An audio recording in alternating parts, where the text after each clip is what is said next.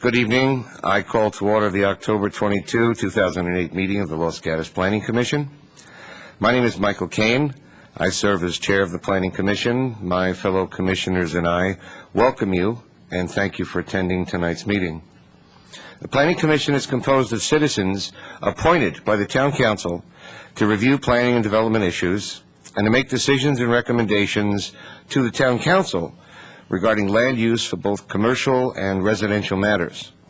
As we hear discussion tonight, we will consider each proposal and evaluate how it supports and enhances the quality of life we enjoy in Los Gatos.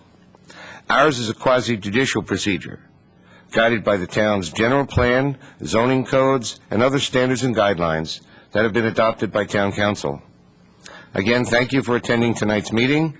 We appreciate public testimony and look forward to yours as we evaluate each application. As a gentle reminder, please silence your cell phones. Ms. Hamilton, will you call the roll? Commissioner Jensen? Here. Commissioner Sayak? Here. Commissioner Machichi? Here. Commissioner Talasfor? Here. Commissioner Bourgeois? Here. Vice Chair O'Donnell? Here. And Chairman Kane. Here. Commissioner Machichi, will you lead us in the pledge? I'll be happy to. Allegiance to the flag of the United States of America and to the republic for which it stands, one nation, under God, indivisible, with liberty and justice for all. Particularly in Los Gatos.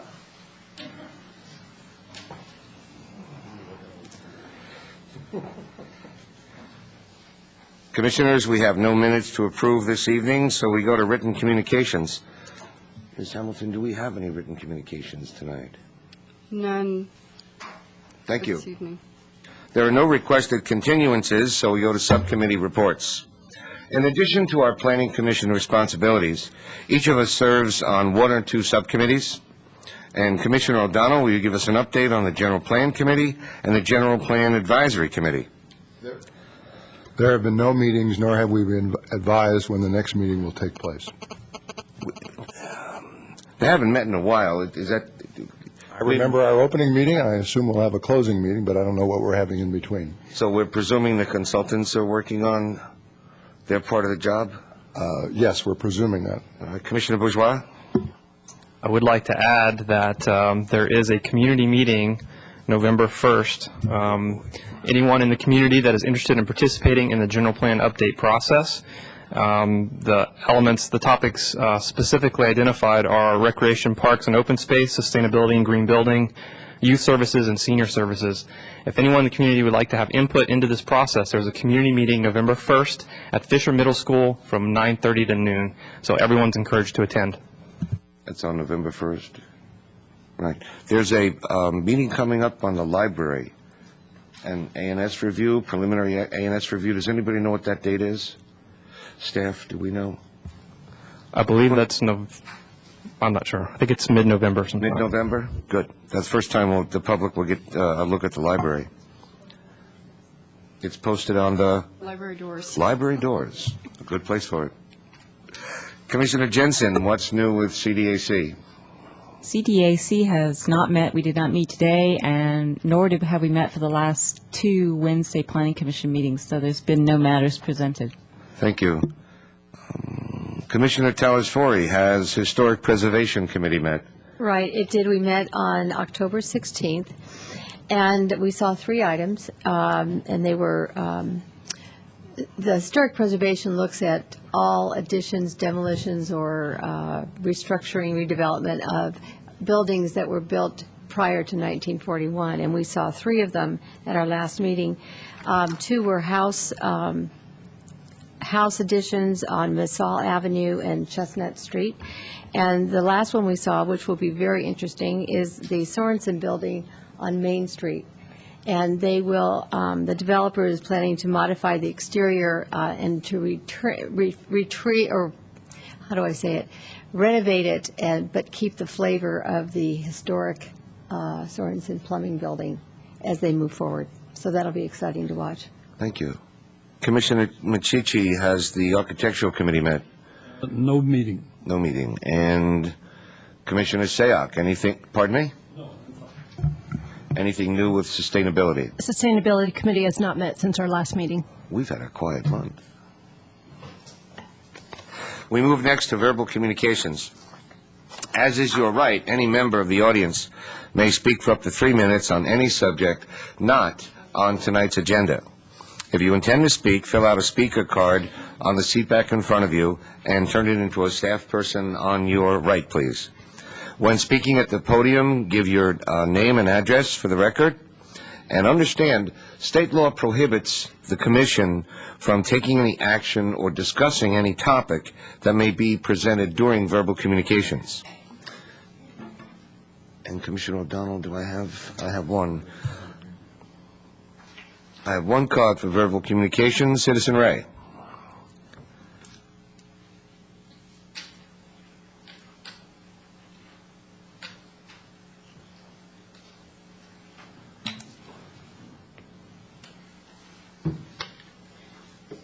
Yes, nice to see you, Chairman Kane, and Commissioner Bourgeois, Commissioner Telesfor, and Commissioner Sayag.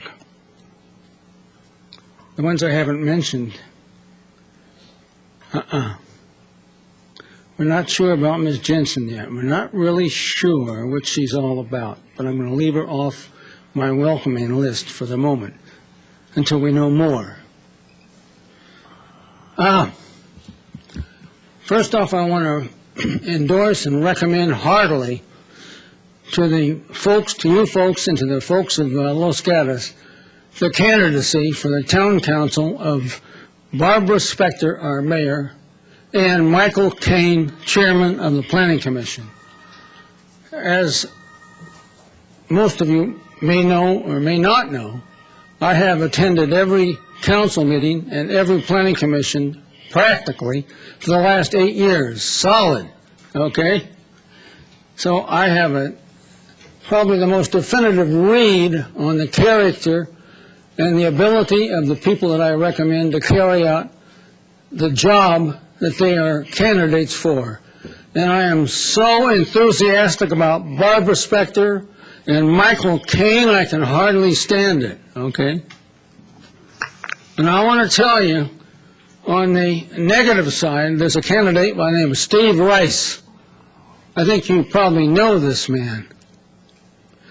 Believe it or not, this guy was the recipient of a party just last week thrown by the community rapist, Robbie, you know who I'm talking about, the Italian man. Oh, DeSantis. Unbelievable. You go up now and view the rape of the mountain from Wooded View Drive, and you see that 2 Panama Canal-style earth movers ripping up the mountain, and bulldozers ripping up the mountain, and they're going to be working until November 1st, when the cutoff date is, ripping up and raping the mountain. That's what you get when you have corruption in local government. And we have corruption in Los Gatos in spades. In the personalities of Brzezinski, McLump, and this idiot Slickman Glickman, who is going to be gone shortly. Thank God. So, those are my thoughts for the moment. I hope they sit well with you. In America, you either stand there for what's right, or we're going to lose it all. And I don't intend to stand by while we're in the process of potentially losing. I call it stand up for America locally. And that includes San Jose. Thank you. We have no items on the consent calendar tonight, nor any continued public hearings, so we move straight to our new public hearings, and we have one. This is item 1 on tonight's agenda, 14090 Blossom Hill Road. Conditional use permit U0814, requesting approval to operate a fitness studio on property zone C1. This is APN 527-32031. The applicant is Michael Davis, DNZ Design. No, it isn't. Disregard that. The property owner is Blossom Hill Investment Company. The applicant is Core Fitness Company, LLC. Ms. Hamilton, do we have a staff report?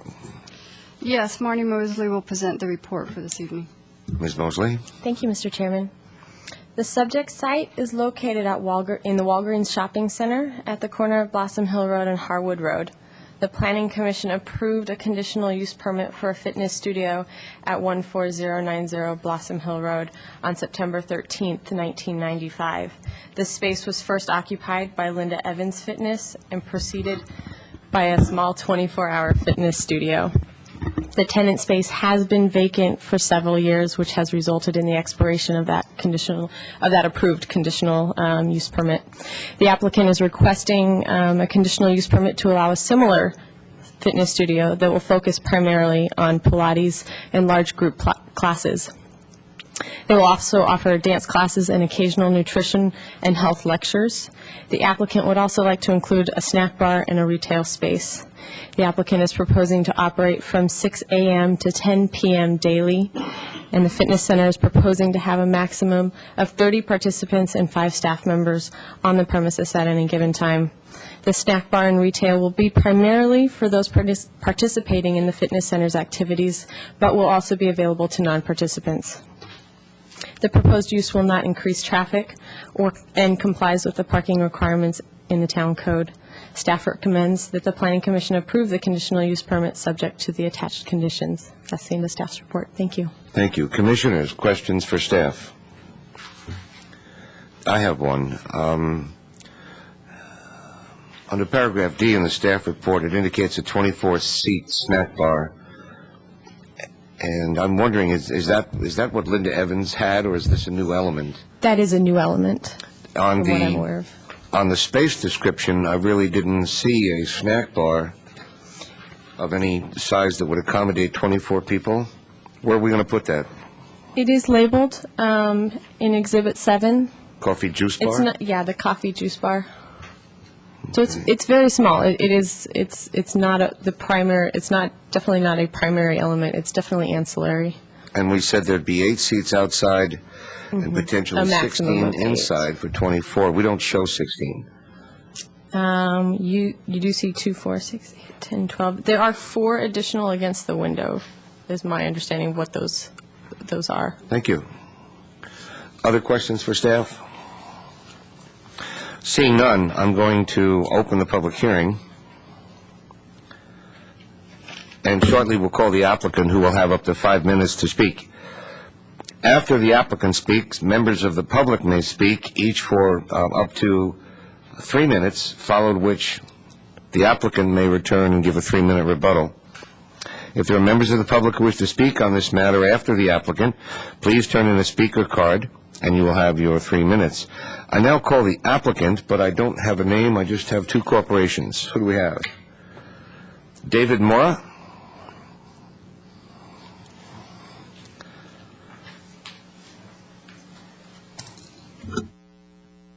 Good evening. My name is David Mora. I reside at 1557 Hill Avenue in San Jose. I am one of the manager owners, along with my wife, Nancy, of Core Fitness Company, which we've just recently established. Our purpose in establishing Core Fitness Company here in Los Gatos is to provide a fitness alternative that is, in our view, easy, fun, and affordable for all citizens. We have a slightly different business model than what typical fitness centers offer, which is to say our options for fitness put the client in charge of their fitness budget, allowing them to only buy as much or as little fitness as they would like. We're proposing to put together a package of premium exercise programs, including those such as Pilates by Stop Pilates, renowned as one of the premier Pilates providers of exercise formats, Body Pump and Body Flow, which are provided by a company called Les Mills, which is the world's largest provider of exercise formats, and several other exercise formats which are currently popular.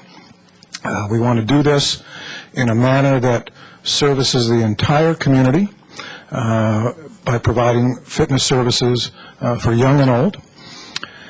And we want to provide the ability for our clients, in particular parents, to have childcare. So we're also offering a childcare facility which is available only to clients while they're on premises. And we also want to provide, as I say, an opportunity for a little bit of refreshment and nourishment in our snack bar. I'm open to questions. Commissioners, do we have questions for the speaker? I see none. Do we have cards, Commissioner O'Donnell? We have no cards, so there are no other speakers. Did you hear anything that you would like to rebut? I don't think so, no. Okay, good. Then I'm going to close the public hearing. Thank you and very look to kindly. the commissioners for discussion and/or a motion.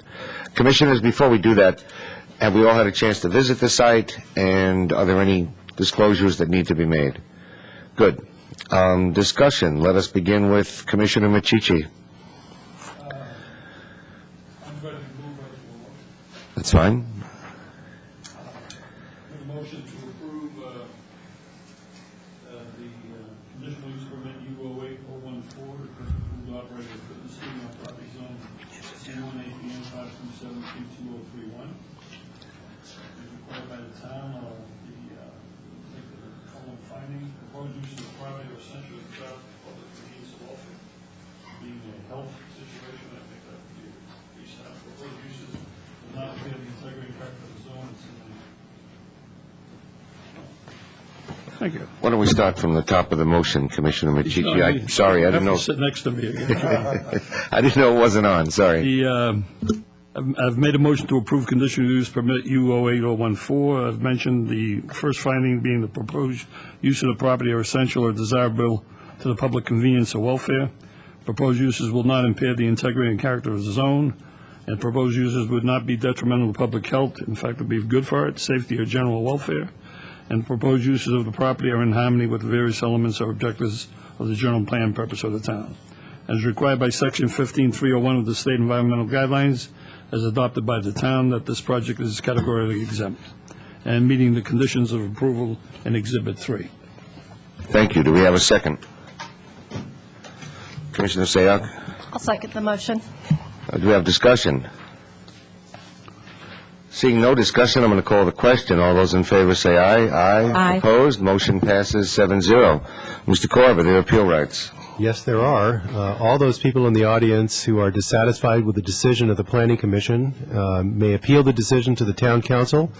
The appeal must be filed within 10 days. It must be filed in the Clerk Department upstairs on forms provided by the Clerk Department. There are fees for filing an appeal.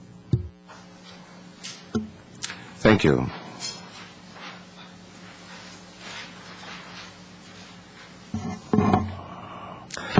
Well, that is the extent of our new public hearings for this evening. We move to continued other business.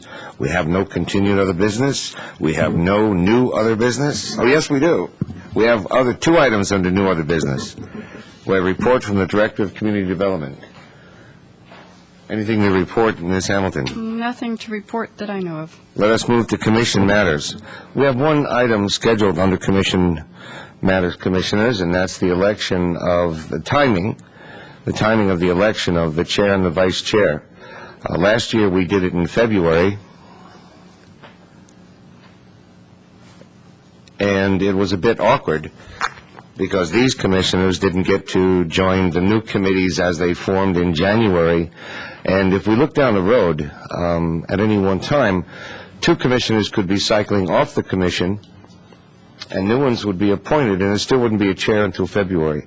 So I'm asking for a discussion that we did start last year with Mr. Suda, when he was the Assistant Director of Community Development, to recommend to Town Council that we take a look at provision 9.7 in the Commissioner's handbook and see if we can get that moved to an election that would take place at our meeting in December, persons to be seated at the first meeting in January, at which time committee assignments would be made and business would go forward, as all the other commissions and committees in the town already do. Do I have any discussion? Commissioner O'Donnell. Based on the experience we had last year, I think we really should recommend our request of the council that we do that. It really was an inconvenience last year, and it did the town no service. So I can't think of any reason why that shouldn't be done. As I recall, for years past, we did do it in December, and last year we went to February because there was a reading of the handbook and said it should be. But as it occurs to me, if there are no appointments to committees until February, some of the committees are going to have trouble actually having a quorum. So I think it simply must go back to December. Ms. Hamilton, Mr. Korb, how do we communicate to council, assuming, are there any objections to what I'm proposing? I'm not going to make a motion on it, but I would like to send a message to council to please look at this and change it forthwith if it meets with their approval. Does that meet your approval? What I would recommend, through the chair, is an action by the commission authorizing staff to send a written correspondence to council making the request. And if there's any specific language you want to put in there, aside from what you've already said, I would specify that. Otherwise, leave it to staff to draft it as you've already articulated your concern. And Ms. Hamilton, Mr. Suda may have started that some months ago, but I mean, we're just not requesting it to be arbitrary. We've got some good reasons to move it, and I'd like the note to reflect that. Well, and I'll just also transmit from the Director of Community Development that they will certainly respect such request and provide a transcript also to the council as far as identifying when it goes to council. They'll have to kind of assess the capacity to put together something, and it may very well be able to get something to the council in December. Thank you very much. Yeah, we have one meeting in November, and then we have the meeting in December. So if there's a way to get it done sooner than that, things will work smoother in January. Are there other? Commissioner Michichi. Yeah, how did we manage to do it in December for a couple of years running there? By mistake. Excuse me? He said by mistake. Oh, why don't we just make a mistake this year? Well, now that we're aware of the policy adopted by council, I cannot recommend that you violate the policy. You may recall Commissioner Telesfori blew the whistle on us last year. It got her 2 more months as chair and messed up everything, but we did it according to law. Just can't get over that, can you? No, I cannot. Thank you. Is there any other commission matters?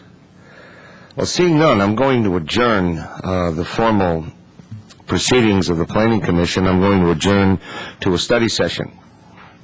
So the formal meeting is now, adjourned, and we turn our attention to a study session. Tonight, at the applicant's request, we will have a study session for 16005 Los Gatos Boulevard.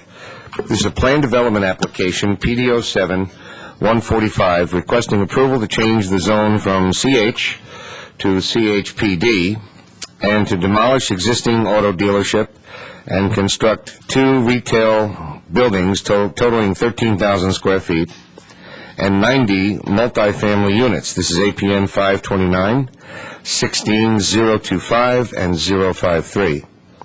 Property owners are CHL Ventures LP. The applicant is Kenneth Rodriguez and Partners. And this is a study session, and so no action will be taken at this time. Ms. Hamilton, do we have a staff report? Yes, Curtis Banks will be providing the staff report on this. Mr. Banks. Thank you, Chairman Kane, members of the commission. As you mentioned, this is a study item has been agendized at the request of the applicant. They are proposing a project which includes changing the zoning on the project site from highway commercial to highway commercial planned development for the project. As you described, it's 2 retail buildings which total 13,000 square feet and a total of 90 multifamily units. The site was previously occupied by Swanson Ford. It's currently occupied by Akina Solar. A planned development application has been filed as part of this project because the town council has indicated that a change in land use from an auto dealer to other uses should go through the planned development permit process. The purpose of a planned development overlay zone is to provide for alternative uses and developments more consistent with site characteristics than are allowed under conventional zoning. The purpose of the study session is to obtain a planning commission input on a high level regarding the impact of the project, and this will impact how the project design will evolve in the future. Staff has identified several key issues for the commission's consideration, and those are provided in the staff report. As mentioned, no formal action is requested this evening on the application, but staff and the applicant are both looking for your input on the items identified in the staff report and any other comments that you might have. As listed, some of the items that staff has identified is the amount of retail being provided. The applicant is proposing 13,000 square feet. Earlier iterations included a much larger amount of commercial, 50,000 square feet and slightly above that. So one of the questions is the amount of retail being proposed sufficient, or should sufficient retail be provided? And if so, what type? Staff has recommended that 50,000 square feet should be kind of a starting point. This is an important retail site for the community, located at a major intersection of Los Gatos Boulevard and Blossom Hill Road, and that this is an opportunity for the town to provide for retail that may not be provided in other areas of town. Another item for consideration is the amount of residential being provided on the project. Does the commission consider the density of the residential appropriate for the site? And in conjunction with that, what is the commission's feedback on the both the height of the 3-story condominium structure that's proposed, and also do you feel that residential should be incorporated above the retail to create more of a traditional mixed-use project? Other items that staff has identified for commission feedback is your views on the architecture, circulation, and parking. So that concludes the staff report. I think the applicant is here this evening and can provide more specific details on the project itself. Thank you, Mr. Banks. Commissioners, any question for staff? Commissioner Bourgeois. Thank you, Mr. Banks, for your staff report. I found the staff report very informative. The adjacent residential use is zoned RM 5 to 12. That means 5 to 12 units per acre. Is that correct? That's correct. And the proposed here is 16 units per acre. Do we know what the actual density is on the adjacent residential? No, I haven't calculated. Is it right at the 12, or is it at the lower end? It's a townhouse project, so I think it would be at the upper end, whether it's 10 to 12 in that range. All right, thank you. Other questions for staff? Commissioner Sayat. Mr. Banks, thanks for your presentation. 2 quick questions for you. Other than I understand that we're doing a PD change, are there requirements that would have been required under its underlying zone that will not be met with this PD? Well, there are PD does allow for flexibility from the zoning code, so the setback adjacent from the townhouses to the adjacent residential, it's shown as 15 feet. On the proposed plan, it would need to be at least 20 and potentially more based on the height of those buildings under the conventional zoning. So that's the major issue. They're also asking for a reduction in parking from the town's parking standards. Now, the town does have a provision for that, and we will need, one of the items that they will need to provide as the project goes forward is a parking study to justify the amount of parking being proposed would be sufficient. And the last question I had, on Exhibit 3, it has general plan goals and policies, and it says mixed-use commercial up to 50% land coverage. What is the, with the proposed design, what is the land coverage?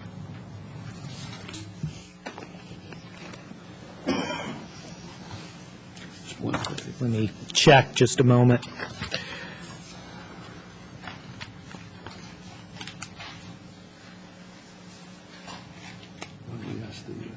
I believe it's approximately 40%. Thank you. Commissioner McChiche? Yeah, when the application was at 50,000 square feet of retail, what were the issues at that time that were raised by anyone? Well, the item had previously gone to the CDAC a couple of times, and there was a mix of comments regarding the commercial. Some felt there was too much commercial, others felt it was appropriate. There were comments made about the amount of residential as well, and then just general comments about potential impacts to the neighborhood. Well, that goes to my question but doesn't answer it. I will ask the applicant, but I'm wondering if you could enlighten us with, do you know why the applicant elected to go from 50,000 square feet retail to 15,000? I discussed it. I think they can discuss it in more detail. We did ask why that change occurred. I think they were looking at some specific types of tenants for their larger building that, but there was no agreement reached for those types or for that type of tenant, and they modified the proposal to include a lesser amount of retail, which they felt was appropriate, along with a greater amount of residential. They also felt that reducing the retail goes to some of the comments that were raised by some members of the CDAC.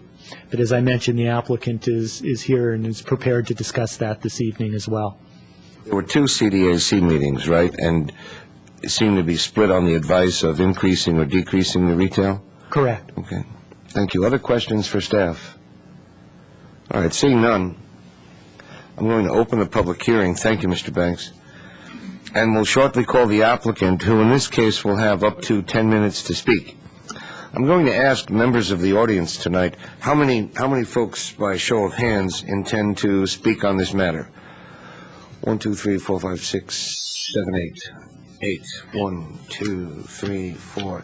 I have 5 speaker cards. I'm going to need 3 more.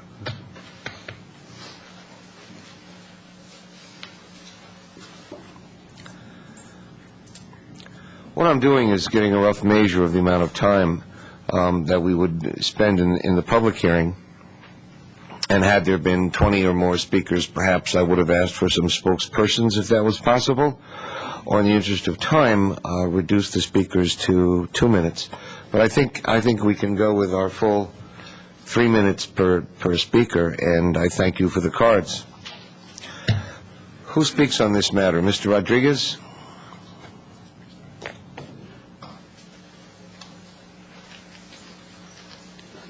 Hi, good evening. First, I'll apologize. I have a little frog in my throat, but I'll try to do my best. My name is Cortland Bohasic, and I'm with the project applicant, which is CHL Ventures. Cortland, I'm going to give you up to 10 minutes to tell us about it. Perfect. And one of the things that I might ask just at the start is what we're really here to do this evening is try and get as much feedback as we can, and that was the goal of the format of the study session, was to be able to hear from both the members of the surrounding neighborhood as well as the Planning Commission and staff as well. So if we could actually ask if there might be a little, I don't know if it's a change in format, but a format that would allow a little more interaction and questions to be asked of us, so we can actually try to get as much information as we can. We don't get this luxury very often to be able to hear from you all, because we're not allowed to meet with you individually. So that would really help us if we could do that, and then even providing feedback from the neighbors would be fantastic if we could try to formalize that and synthesize it and try to boil it down to what exactly are the points that we're trying to accomplish here with this property.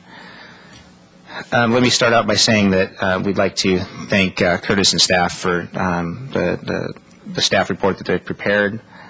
We'd also like to thank the members of the neighborhood that have come out to a couple of meetings that we've had with them, and we would like to thank them for their opinions and time. What you see in front of you currently is a plan that has gone through a few iterations. As Chairman Kane had mentioned, we've actually had a couple of CDAC meetings with some kind of mixed reviews and mixed concerns. One of the things we were trying to do was balance those and try to come out with a project that may not, in its particular format as it sits in front of you, be ideal, but something that perhaps it can at least allow us to start a dialogue and start leading ourselves in the right direction. We realize that it is a very important location for the town. It's a very wonderful opportunity for us to be able to address a property like this. I think what would make the most sense is if I could spend a little more time, perhaps, of the 10 minutes that I have, or if we can modify the format to be able to kind of get more into a question and answer period, that would be fantastic. So the informal nature of it would be of great benefit to us. My intent is to have you make your general presentation, allow the public to speak, ask you back up, and essentially close the public hearing. Perfect. But it's a study session, so I'd rather you stayed at the microphone after I closed it and took questions from commissioners, and we could dialogue. The study session is a lot more informal than a regular hearing.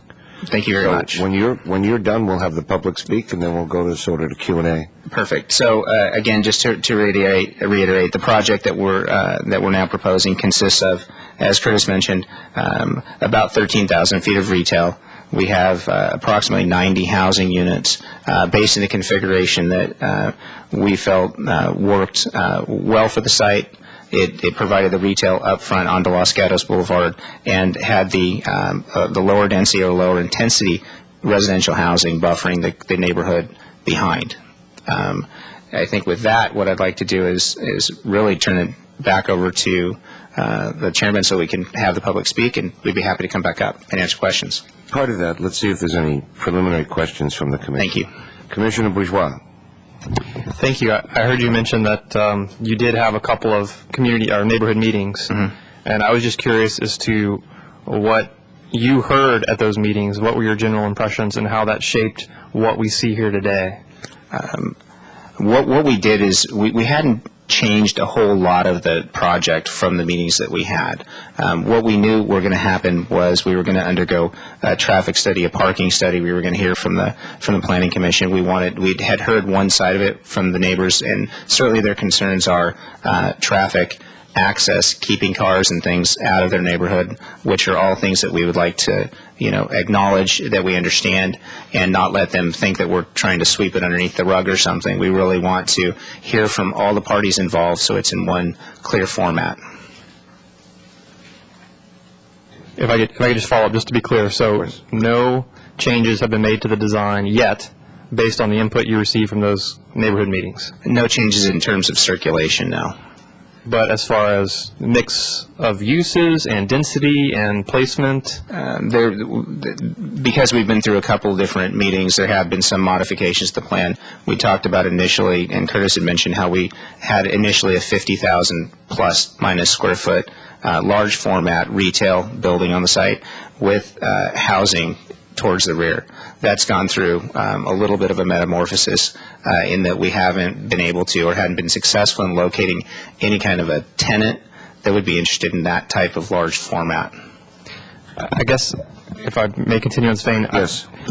I guess what I'm trying to get at is I'm trying to understand how much of the changes from the last design to this one are from the CDAC input versus your professional design experience versus input from the neighbors. I'm trying to understand what is shaping what we've seen. And it sounds like it's coming from all three in equal parts, or? I'd say a small amount from each one, and really what we wanted to do is provide a kind of a format that incorporated a little bit from each of those, and be able to, like for example, along Placer Oaks, we do have a median shown the entire way, which would eliminate essentially turning back out of the property back into the Placer Oaks neighborhood. You'd have to go onto Los Gatos Boulevard. So there has been some things that we've incorporated. We certainly expect to hear more. And we've included correspondence that we've received to staff so that could be included in the record so that we kind of have a starting point for that dialogue. Commissioner O'Donnell. You say you reduced the 50,000 square feet to about 13,000 square feet because you couldn't find a tenant, as I understand it. You're comfortable that with all these units in today's market, you're comfortable with selling all these units, residential units?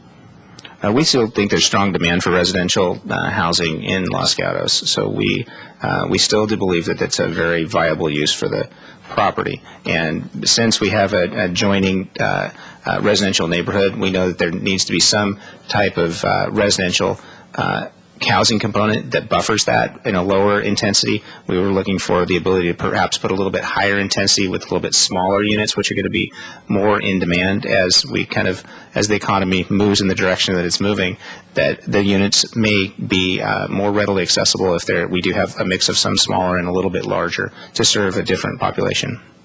I just want to follow up with this. The staff, I think, has made a fairly strong statement that they feel that there should be 50,000 square feet or more, and you're aware of that. Mm-hmm. And the only reason I understand that you don't want to do that is that it isn't clear to me. I assume you didn't want to sign a lease before you built it, but you ascertained that the market today was not as strong for a larger commercial mix than it is for residential. Is that the sole basis? Well, and also because we heard from this, the different meetings that went on, the CDC meetings, that there was a little bit of inconsistency with regards to do you do a big format? Do you do 50,000 feet of retail? Do you push the retail down and do a smaller format? What we wanted to provide was kind of neighborhood serving retail. And to break that down, because we heard those comments loud and clear, that would be something that would be appropriate for the site. We heard also loud and clear that a large format, big box type of retail was very inappropriate for the site, and it left us in a situation where we made a proposal of 13,000 feet. We certainly expect to hear some dialogue along those lines that might not be enough. What we're looking for is if we could get a clear consensus, or at least start to lead us in a direction that says, if it's not 13,000 feet, what would be an appropriate amount of retail to see on the site, and how would you like to see it parked, for example? One of the things that we'd originally proposed was actually underground parking for a large format retailer. A large format retailer like a supermarket like Whole Foods or somebody like that would be able to use that type of parking. A small neighborhood serving retail doesn't necessarily react very well to underground type parking uses. Commissioner Machici. Assuming things went smooth, when would a project like this be complete? How far away are we from the completion? If things went smooth, well, I think that's certainly to move ourselves through to fast forward ourselves to the point of construction, which is something at least we could project. A project like this would take anywhere 18 to 30 months, depending upon the type of project we end up with. Commissioner Jensen. So more question on the retail. To me, I don't see there being an alternative between a big format 50,000 square feet or 13,000 square feet. So hypothetically, if the amount of retail square footage we indicated we'd like to see more of that, how would it necessarily change the configuration of what you've given us for the layout and the parking? And could you see making 3 buildings, as opposed to just one big, what you call format retail? I think it's certainly appropriate. What we attempted to do was actually provide more visibility through the retail, so it wouldn't be like one big, large massing across the entire front of the site. Although there are some guidelines that would allow us to believe that that's something that you certainly want a strong presence on Los Gatos Boulevard. And would it take the form of 3 buildings or more? Probably.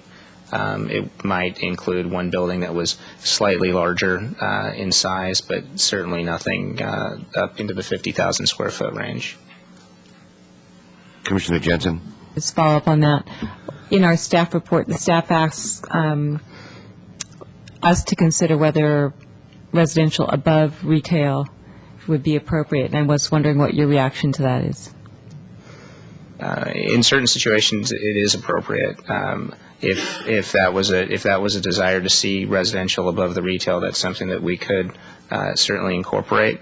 How much of it do you incorporate? How high should it be? Those are all concerns and certainly things that we would like guidance on if that was a direction that the Commission would like us to move in. Commissioner O'Donnell. Just going back to the retail, if we were to increase or suggest the increasing of the retail to 50,000 square feet or more, I'm really asking this to be educated a little bit. If you make the buildings too small, I assume you preclude people like supermarkets from coming in. What is the average, if this is a fair question, and maybe not, what are stores like a modern supermarket, what do they take in square footage? Modern supermarkets, at least the formats that we're seeing that have been built lately, and these are formats like larger format Whole Foods stores and things like that, they're going to a much larger format, 50 to 60,000 feet. So they are, there's a movement in that direction. I think that if you certainly design a site with that in mind, that the tenant needs to be secured, and you need to be able to design around that tenant's needs, circulation, and access. And a use that large on a site of this size is a very intense type of use, and would really limit any other types of development you could put onto the site. Thank you. Other questions? Commissioner Telesfori? Yes. Can you explain to me, excuse me, I have also a cold tonight, but could you explain to me, how would you describe this center? I'm sorry, could you? How would you describe this center, this concept?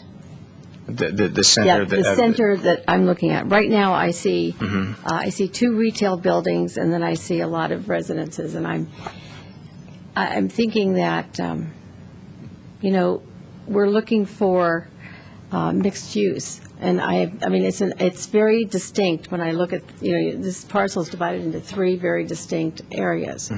So I wanted to know, how do we interpret the mixed use on this? Right, and I think that it's a great question. I think that the concept that we used here was really based on taking, again, the lower intensity uses, or the townhouse type of housing, and putting that up against the housing that would be adjoining the property. So that was kind of one starting point for us, and then trying to intensify the density as we moved into the center of the project, and then again stepping the project back down to meet the street in the lower format retail.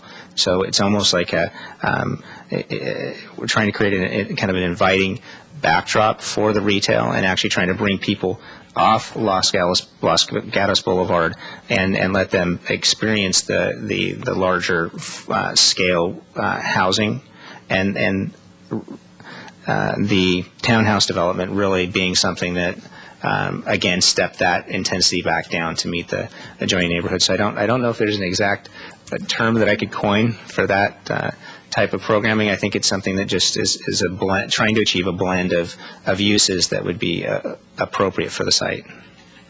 All right, thank you for now. Commissioner Jensen? I have two questions. I'm not sure if they're related, but since we're going across the board, what's the concept for putting a 3-story on the condominium unit? Why is it 3 stories high?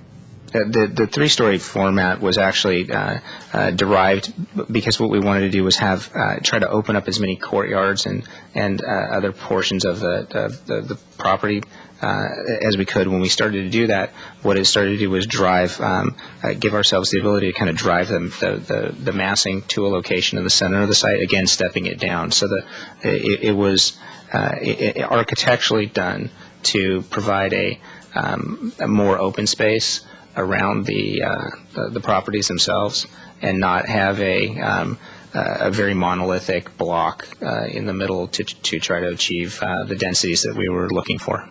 Okay, so I really hear you saying it's 3 stories in order to have some open space and still get the amount of units that we want. Is that right? You want open space, but you still want 44 units. So if we said 2 stories, you'd have 30 units. So am I understanding you correctly that you want the 3 stories in order to have some open space and demarcation, yet still have 44 units? I think in that configuration in the 3-story building, we did have a unit a mix that we were trying to achieve there. We could certainly that building could be redesigned and reconfigured to achieve the same unit count in a slightly different format.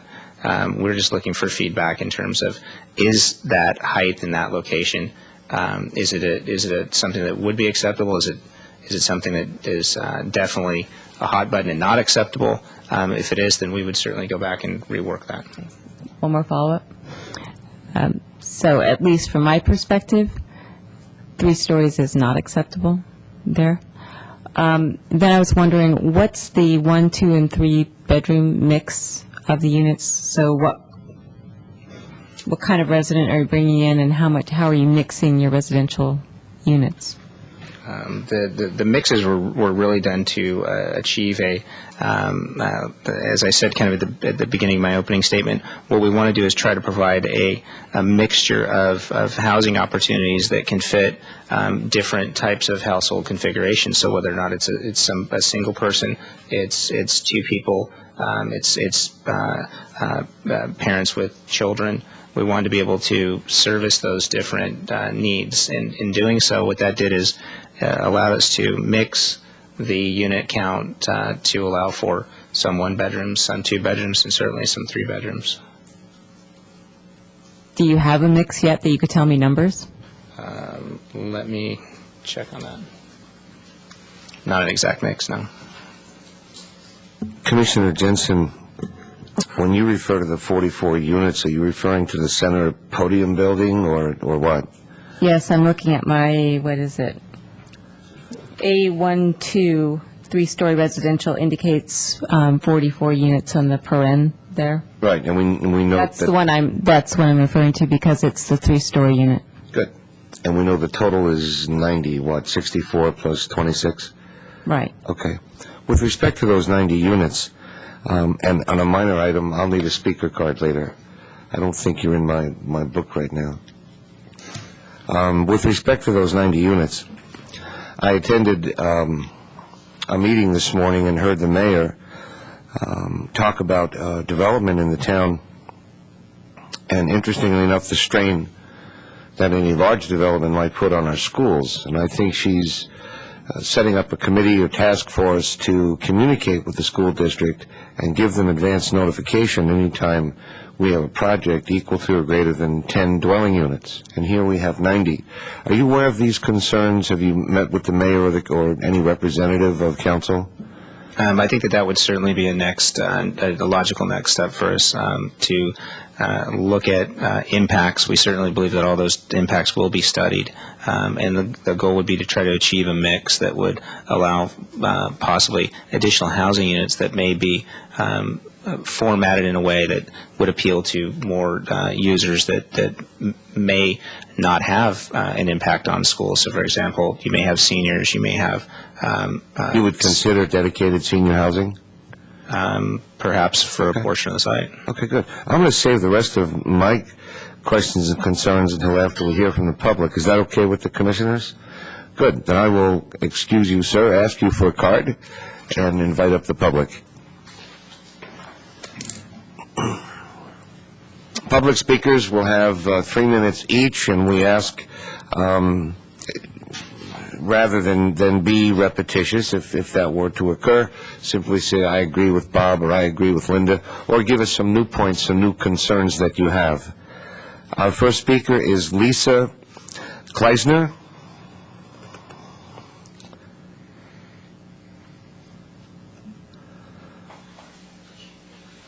Did I pronounce that correctly? Jawohl. Ah, good. That's good. Good evening. First of all, I'd like to thank you, Michael Kane, for your comments about development needing to support and enhance life in Los Gatos and for our community. I'm going to be real quick with my comments. I am Lisa Kleisner, and I've lived on Placer Oaks Road for 20 years. And I have some concerns about what I've heard this evening. I believe, well, I'm very concerned about the request for reduction in parking. We have watched development over the last 20 years, and we've seen the impact on our streets from people who have excess vehicles needing to park on the side streets. And so we've seen an increase in vehicular traffic as well as parking on Placer Oaks and the side streets as a result of other development. And this would just further exacerbate that. Also, obviously, the traffic is going to impact our neighborhood. We've fought with traffic issues now for the last 20 years. 90 units would increase that problem.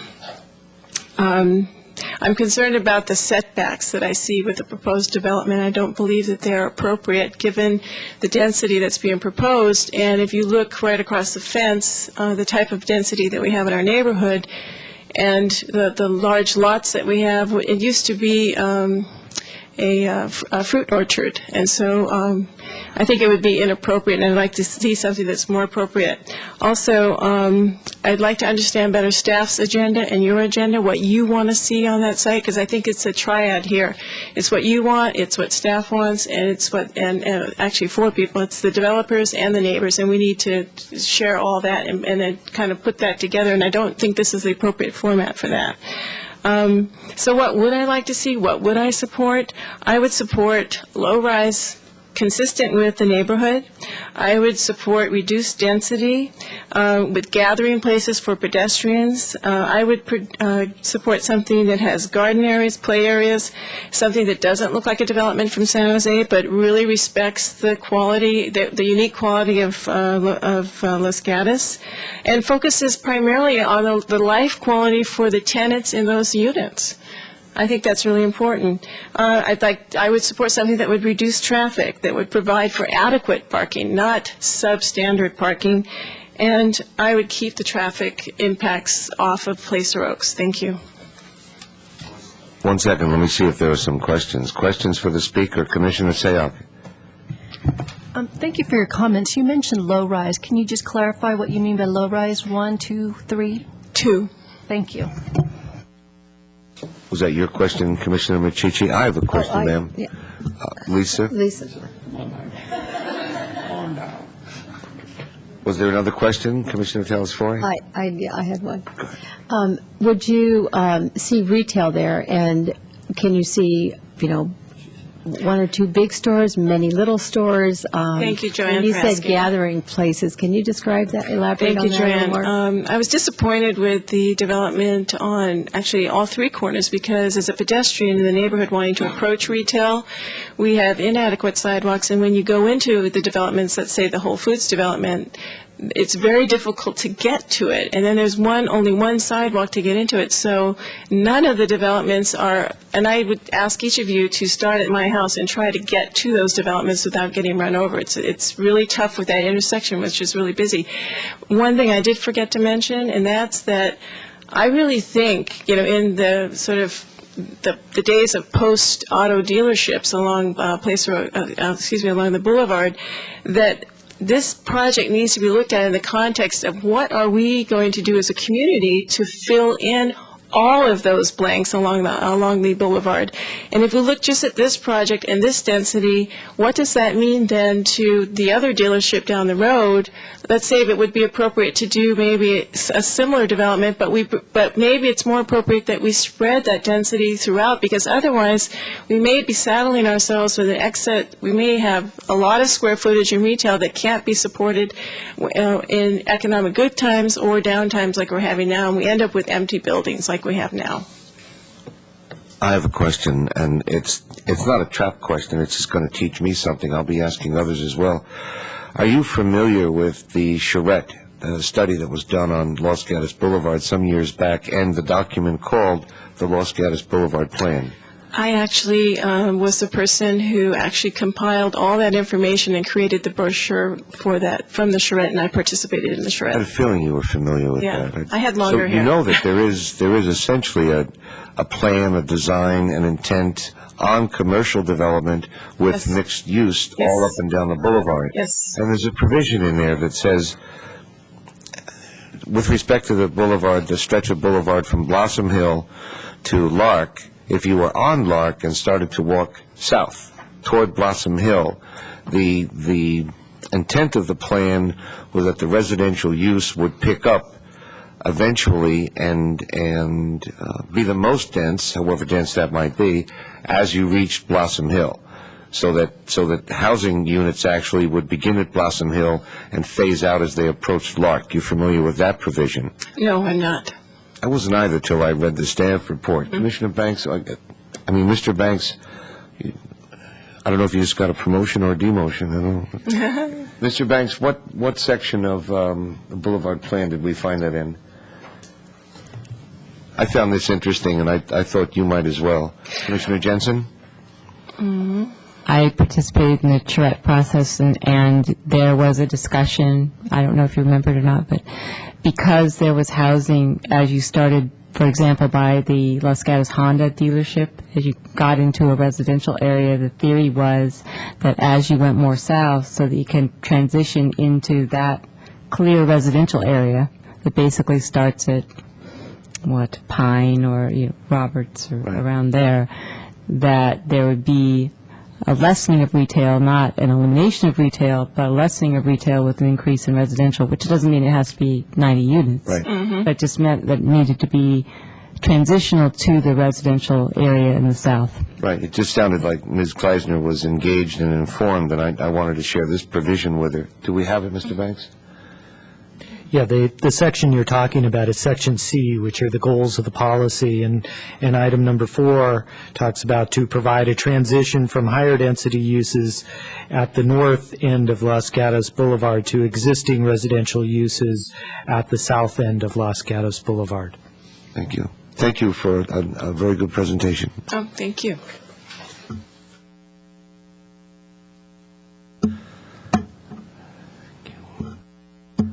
Myrna Averkio.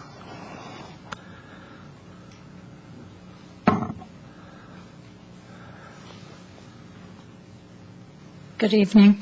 I own a unit, a townhouse, adjacent to the proposed building, and I also I have several questions I'm wondering about, and one was the boulevard plan that I'd heard about, and what I thought was part of the boulevard plan was no more than 2 stories, and there are no more than 2 stories in the whole area. This would, if you allow 3-story buildings, it would be the first, anywhere on Los Gatos Boulevard. Also, I'm wondering about if any studies have been done yet about the impact on schools, the police, the fire department, traffic. None of those have been done yet, I assume. Is that correct? That's correct, to my knowledge. And this being a study session, it's informal, but if we went forward with the plan, those reports and studies would then be available to you. And what about the two-story limit on the boulevard plan? Is that still in effect, or have you changed the zoning, or? If there's a two-story limit per se, then I'm not aware of it, that it's that black and white. But as we go forward, I think you'll hear whether or not there's an interest in going beyond 2 stories with the commission. We're interested in no more than 2 stories because it would definitely cut off the view of the hills, and because of another story, it would impact all the other areas. It would, drastically impact the traffic and so forth. So we're hoping that it will remain at 2 stories. I think that's the extent of my question. Thank you very much. Let me see if there's any questions for the speaker. Seeing none, thank you. Okay. David Wagner.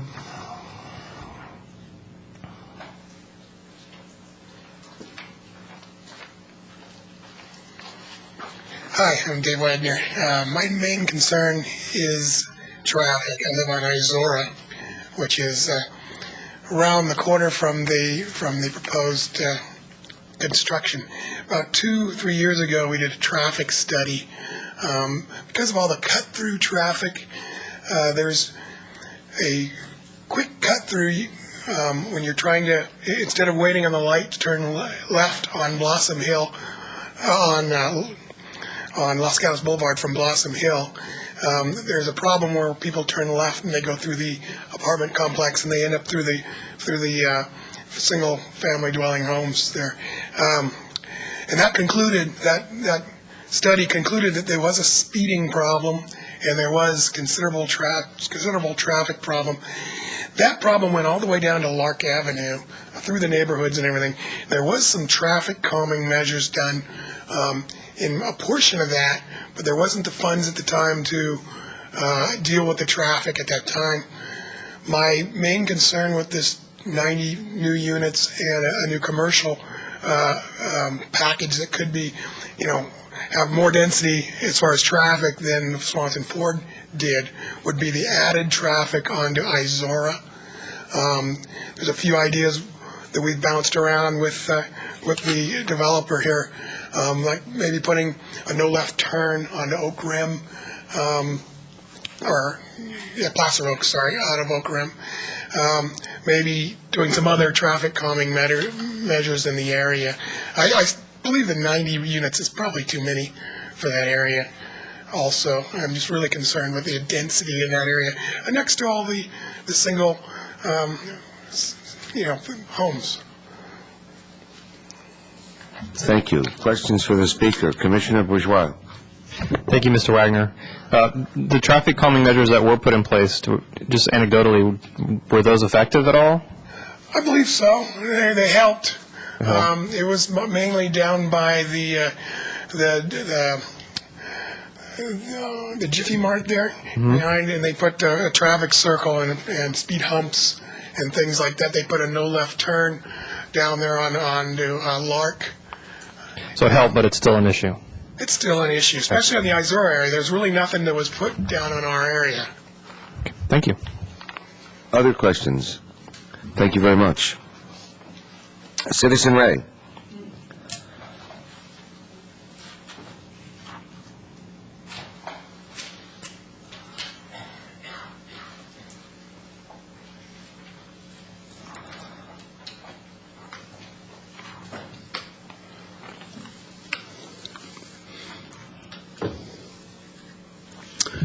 First off, I want to address O'Donnell, Machichi, and Jensen.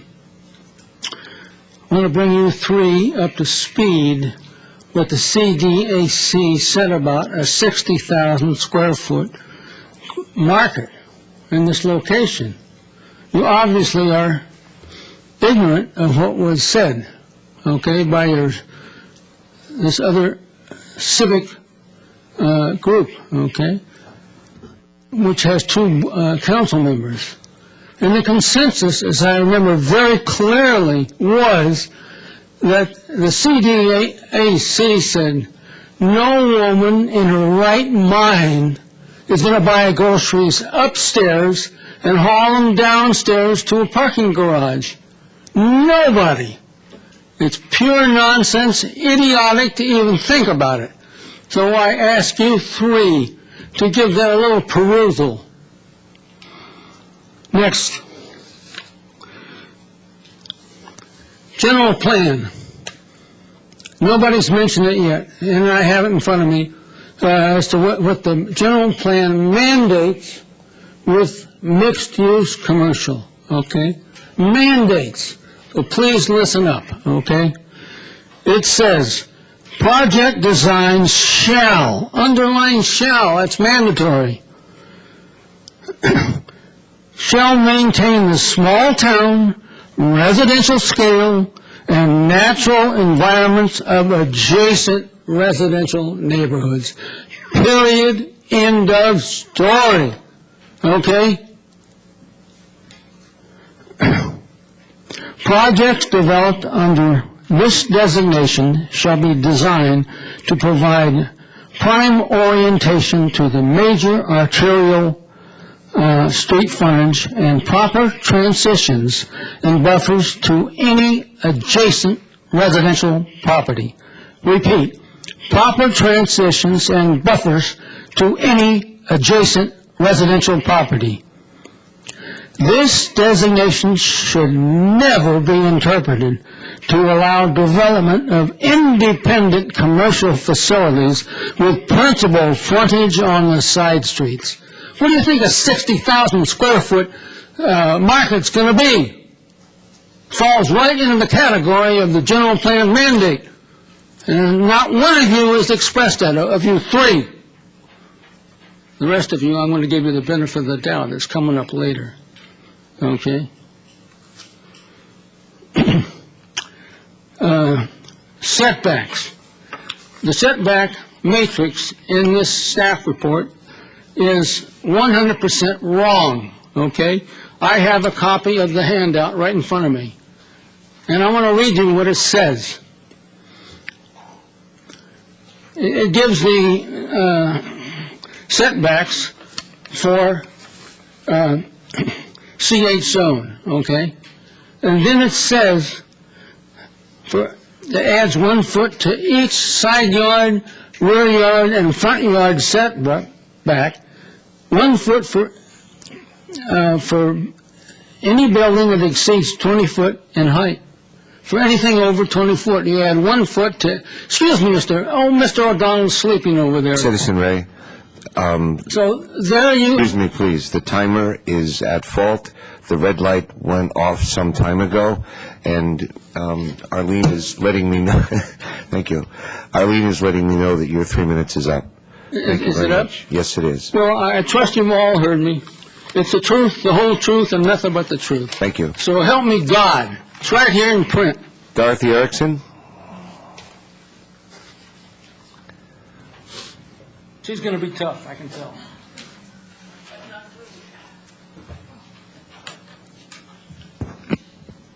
Thank you very much for allowing me the opportunity to talk to you tonight about our neighborhood. My husband and I'm Dorothy Erickson, and I do live on Izora Way. My husband and I have resided on Izora Way for approximately 40-plus years.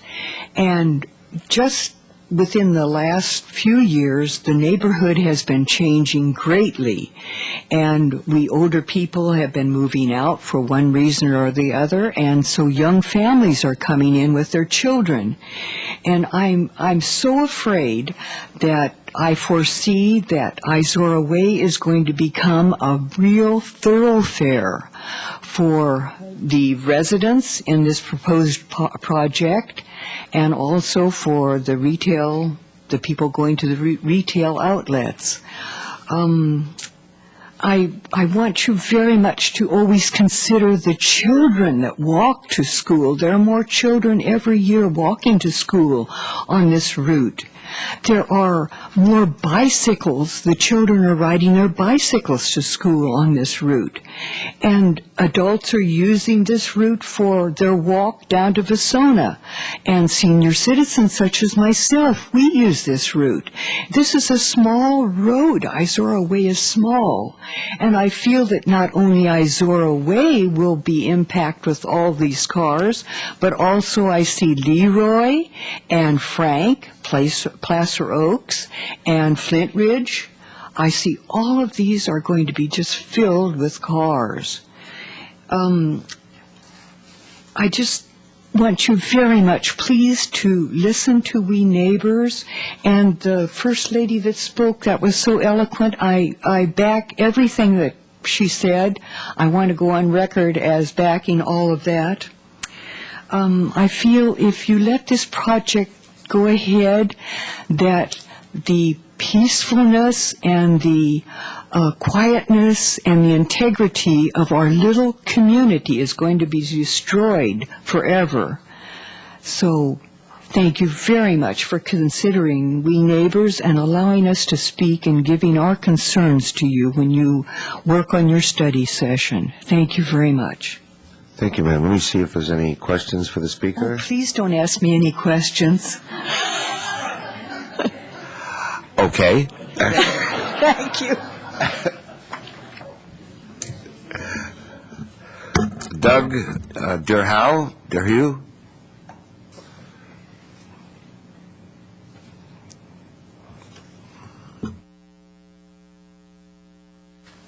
Hi, my name is Doug Durham. I live on Placer Oaks, and I always agree with what Lisa says. A couple of things that you asked. We did meet with the developer. They included none of our ideas, none of our suggestions into the plan. The other is, don't assume that they're selling these units and worried about the real estate market. These are apartments that they're going to rent, not sell. So I'm holding right here the local weekly Times that announce the closure of the Chevrolet dealership. I think the biggest thing that concerned me in the article was the journalist said that the town, the members of the town were shocked and surprised with the closure of the Chevrolet dealership. I'll predict that more Buick will be gone within 24 months. They're all going to be gone. So the question is, what is our plan? Where's the leadership? What's the strategy for Los Gatos Boulevard with all of the dealerships gone? Because if you look at every business magazine, every business newspaper, every national magazine and national newspaper that does articles on dealerships, Los Gatos Boulevard's a thing of the past. Even Stevens Creek and Capitol Expressway are problems. What they want are like Auto Row in Fremont. You go there, every make, every model, every car you can think of is there. And that's not the case here. Every manufacturer wants to close these dealerships, and they have a plan to do it. So it doesn't matter what the demand is of the Acura, which is doing the best, or that the customers want it, or the dealership wants to stay. They will close that dealership. So if you take these little Santana Rows that you're planning, you're going to need 7 of them. And where's the study that indicates that we can draw that kind of retail to Los Gatos? Why are people going to come here for large white boxes? And not just this white box we're talking about, but the one at the Chevrolet dealership that'll replace that, the one at Moore Buick, the one that'll replace the Acura dealership. Where is the leadership looking forward to saying, we've got a problem here. We can't keep doing this. We can't sustain this. So I think that's the big takeaway on it. I think, I don't think we'll make it. I think this will get passed because of the greed for income to try to replace the sales tax from Swanson Ford, and the same thing with the Chevrolet dealership. That's what we're fighting. But there are 3 things we need. We need Oak Rim closed at Placer Oaks, so the traffic cannot go through this back route that the others have described that the traffic study was. So that I'm fair, I'm going to say that your time is up and see if there are questions for the speaker. And would you tell us, please, the 3 things you think are required? So closing Oak Rim at Placer Oaks, no access on or off at Los Gatos Boulevard. That would be traffic and pedestrian, because if there's a pedestrian walkway, they will park on Placer Oaks and they'll walk to and from it. So no pedestrian or traffic access onto Placer Oaks. And the third would be permit parking only on Placer Oaks. So those are the 3 things that we need in order to preserve the neighborhood. That puts traffic out on University Avenue, not on Oak Rim. Thank you. Questions for Speaker? Commissioner Telesfori. Yes, you said that you met with the applicant and you felt, or you know that they didn't follow your request. Was that your single request or the whole group's request? The whole group. And what did they not?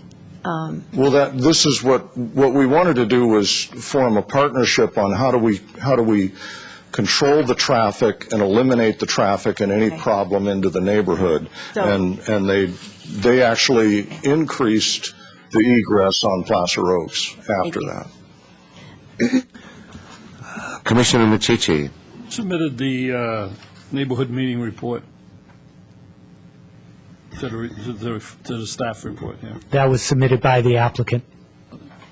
Did you know that the applicant had your requirements in this report? No, I did not. I just thought I'd mention.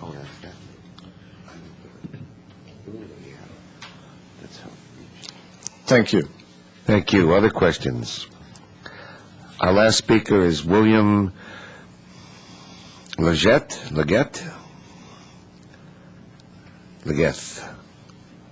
Thank you, Commissioner. I'm actually, in the interest of time, just going to reinforce everything that Lisa and Doug and the rest of the neighbors in the neighborhood have said. I think most of the key points have been brought up.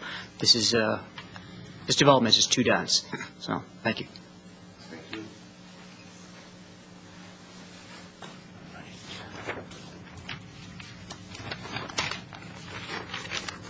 Then I will recall the applicant. We have another speaker. Wait. Who do we have? Ada, come up. You are right. Ada, come talk to us, please.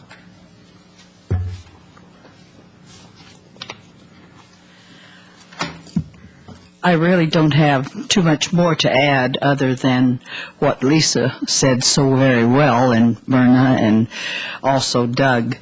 We are so concerned about the traffic in that area.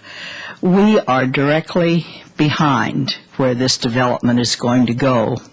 We are 28 units in Placer Oaks homeowners, and we are considered high density. And I've walked around the neighborhood. I know how many apartments are behind us that deal with that area too. I think there are about 250 of them.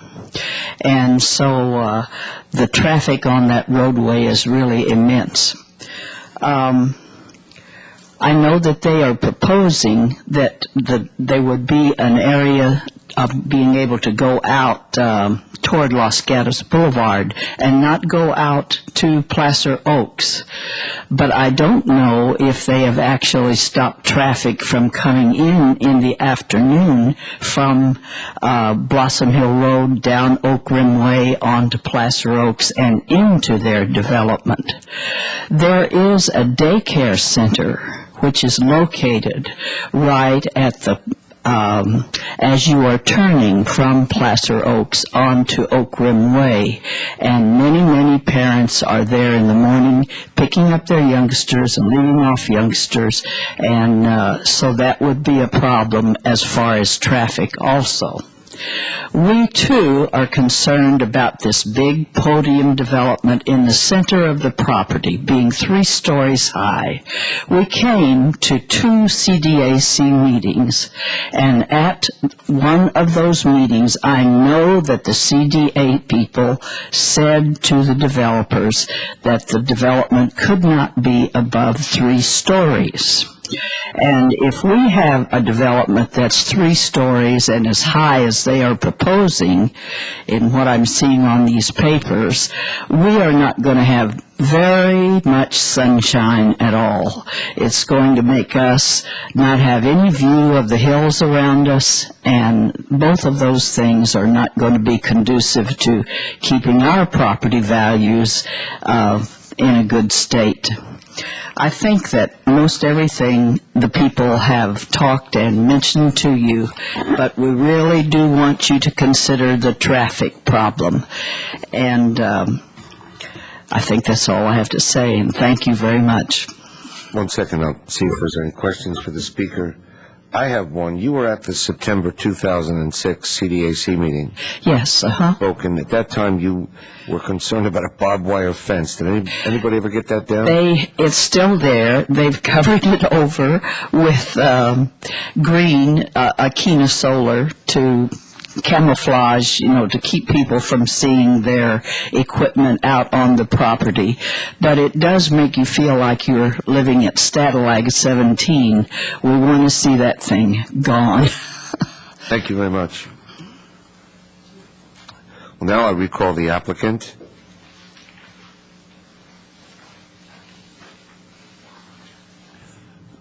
You'll have 5 minutes for rebuttal. We'll open it up for Q&A and then start a dialogue. Terrific. Thank you very much. Again, actually, we'd like to just again reiterate to the neighbors that our goal here tonight was to have them be able to speak in a environment where they could be directly heard by the Planning Commission. We certainly did attach the documents that showed that we had the meeting with the neighbors and their concerns. Many of those concerns we know would be studied in a formal traffic study as the project progressed. So that's why our project isn't completely shaped by any one view. We wanted to get a consensus, or at least allow everyone to have a voice. I think that from my perspective, we heard really 5 things that we would like to see if we could start a dialogue on and get some guidance on. First thing was height. Certainly, we had some mention from Commissioner Jensen about height, 3 stories on the property. Secondly, about traffic. Third, about the amount of retail. We kind of heard from the community that there might be some reasons why they wouldn't want to see a very intense use or retail use or something that would even approach 50,000 feet. So we'd perhaps like some guidance along those lines. And then lastly, or actually fourth, the talk about and discussions that we had previously about schools and impacts. That's something that we will definitely look into as we move through the process. And we will welcome the input from the Commission on that subject, as well as we know that it will be studied in detail in the environmental impact report. Fifth, the number of residential units. We've heard some discussion on that, and we would like to get some guidance on numbers and density. Thanks. And thank you. Commissioners, we've got an open forum, but I thought it might be efficient, perhaps, if someone volunteered to go first, and then we'd move to that person's left. Commissioner Machici. I have some questions. How many residential units were there in the application that had the 50,000 square foot retail? Do you recall? Let me check on that. It might be 103 if that was at the September meeting. Yeah, I think the 103 was from the CDAC. Sure. The original submittal on this application that included a little over 50,000 square feet in retail included 96 residential units. Thank you. Okay. Other questions, comments? Commissioner Michichi? No, that's the right number. Commissioner Sayak, do you have anything? Sure. I'll go ahead and get the process started. I appreciate the 5 things that you had listed. I think that helps set the tone of what we'd like to discuss. The first thing that I'd like to address is the parking and the traffic. It sounds like that's the biggest issue that I heard from today's public. And I understand that we have the 4 requirements here. And understanding that a traffic study will move forward, it seems very helpful that the community had provided 4 requirements. And so regardless of what the traffic study says, I'd like to see this interwoven into that, because I think if you rely it simply on the traffic study without the concerns of the surrounding neighborhood, I think you're not going to get the solution that is the optimum that we would all want, because the traffic study is going to focus more on flow and circulation, but we're also looking for, well, what would make a neighborhood cohesive? And if you have 4 requirements that the community came together to talk about and those were really not incorporated, I think that could be a stumbling block right from the go-ahead. So that's with regard to the parking study as well. I guess that's the traffic study. The parking study, I understand there's going to be a separate study for that will look at the option of shared parking.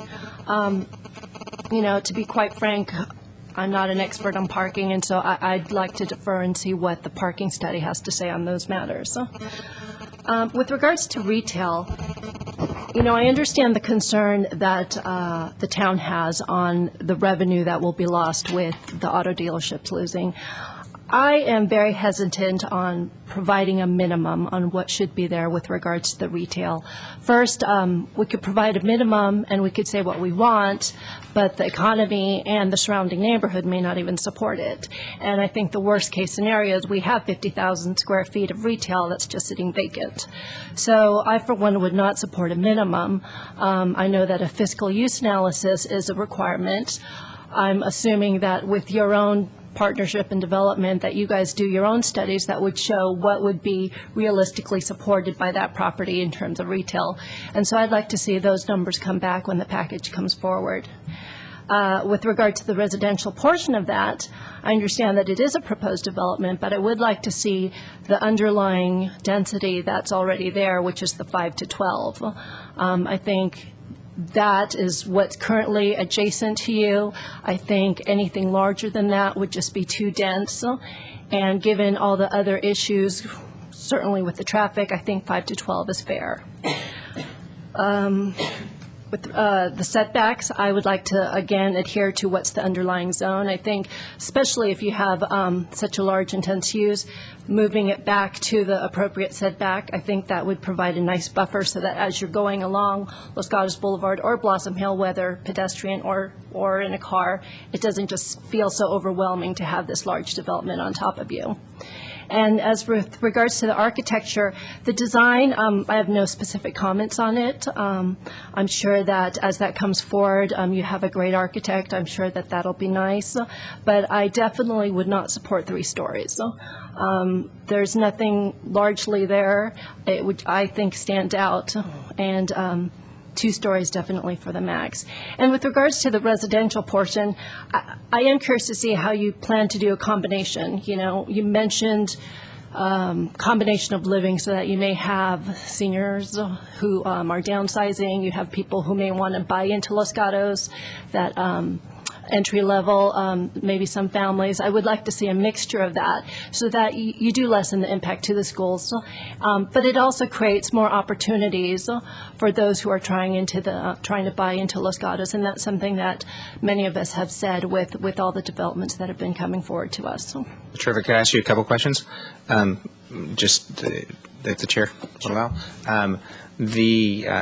Specifically, if you could, I appreciate all of your comments. I think that for us, it would be helpful on the conversation around density. There are different types of housing that is kind of an in-between housing. It's not a large format house, single family house. It's something which you could have a variety of different family types live in, for example. So a smaller house, perhaps even attached or detached format, a blend of maybe townhouses and smaller houses. Is that something that you were leaning towards, or? I think a blend of size as well as blend of economic opportunities. So that I'm not sure whether you are selling or renting. I heard there was some conflict there, but if you definitely are selling, I think having different price options are always nice for those who are looking to buy. And or just flexibility for different types of users. So different types of users, like you were saying, somebody who's downsizing appreciates the same type of housing opportunity that somebody that is starting off as a young family might use. So there's some synergies there. So yards don't have to be extremely huge, but maybe some types of private uses would be great. Secondly, specifically to the and the reason for our inclusion of the neighbors' 4 points were that we didn't feel that we were had adequate knowledge of both requirements that would be imposed by the town, by fire, by life safety. There's an incredible amount of things that go into determining what types of mitigations and traffic calming types of opportunities are available. What we want to do is simply make that available so that it can be considered. There's some things that may be more problematic than others, and certainly things that may not even be actually be able to be done as far as the town's ordinances are concerned. So we want to make that really clear that we definitely hear the concerns. We just want to make sure that as those are looked at in depth, that there's something that can actually be achieved. Sure, and I appreciate that. What I would ask in return is as your traffic study is underway and as you decide whether or not some are feasible or not, that be explained so that those who have worked hard on this understand what's the logic behind it, so that it's just something that isn't perceived as just being ignored. Absolutely. Commissioner Jensen, comment or question? As we're going down the line and saving time, I agree basically completely with the very thoughtful remarks of Commissioner Sayak. The only thing I would add to it is I think it's a very interesting point that the speakers have made tonight about the other dealerships closing and how the town needs to take that into consideration instead of stacking everything onto one lot. So as Commissioner Sayak says, I wouldn't want to put a minimum retail because it may be appropriate to put it somewhere else. So I wouldn't want to stack all the housing in one place because it may be appropriate to put something else. And as the speaker said, the auto dealerships, or if you read the paper, I think 30% of them are already closing in the last month. So there's no reason to believe that Los Gatos would be immune to that. So I think that we ought to consider how this is going to be spread out. I think there's a lot to be said for the underlying zone. I think the way you have it designed now, and I get the impression, and correct me if I'm wrong, that you're kind of giving us a big, broad layout and then saying, well, what do you think? And it's not fixed at all. Am I incorrect about that or not? Certainly this is not a fixed format. Okay. This is trying to provide an opportunity for dialogue and discussion in an event that we rarely get to have. So given that, I agree with Commissioner Sayak. I understand it has to come in as a planned development. However, the 512 makes sense. I think your idea of transitioning to the residential makes sense because you have obviously two main streets that make sense to have retail on them.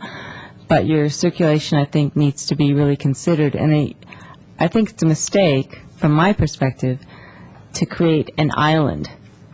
So right now you've created, as one of the speakers said, a little Santana Row, but not quite. You have it set apart, but you have a monolithic building that you're proposing right now in the middle. And I could not see ever supporting that. I mean, it's broken up in our drawings with different facades, but 3 stories, in my mind, is not appropriate. It would cut off the hills. It would cut off everything from that intersection. And it looks like an island. It doesn't look like it's integrated at all or trying to relate back to anything around it. So if you actually respected the underlying zoning, I think you would get something that actually was more integrated. Would have the proper setbacks, would have the proper heights, would have the proper circulation, would have the proper parking.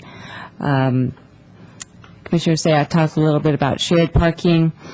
I'm not an expert on parking either, but it seems to me that anytime you're trying to share retail and guest parking, it's just going to be a problem. I think there has to be dedicated parking. For example, with Hotel Los Gatos, there was dedicated parking for the residents in the back and the hotel parking so that there wasn't a sharing, because I think the town recognized that that would be an issue, and I think with this size, it would be a huge issue. So I don't see that working. All of the studies would obviously have to come in, and obviously traffic is a huge concern for what you're proposing to add, and I think it's too dense for that area. Thank you. Commissioner O'Donnell. In light of where we are, none of the studies have come in yet. We haven't seen, of course, the parking study, the traffic study, so all of our remarks are subject to that. But my impression, just on the drawings, is the bulk and mass. I'm looking at 820, townhouse front elevation, condominiums front elevation, and if I'm looking at them correctly, it would certainly not be a Los Gatos style look if you look down the street and see the massing that you have of those units. So all of the things people have said we are concerned about. I'm also concerned about the impact on schools, and obviously the more 3-bedroom units you have, the more likely it is you will have children. Now, we get into very difficult situations there, social situations. The way state law is right now, it inadequately helps the schools when you bring children in. We're obviously not against children, but we need to know some impacts on the schools, how many children would be brought in, and what kind of accommodations can be made for the schools.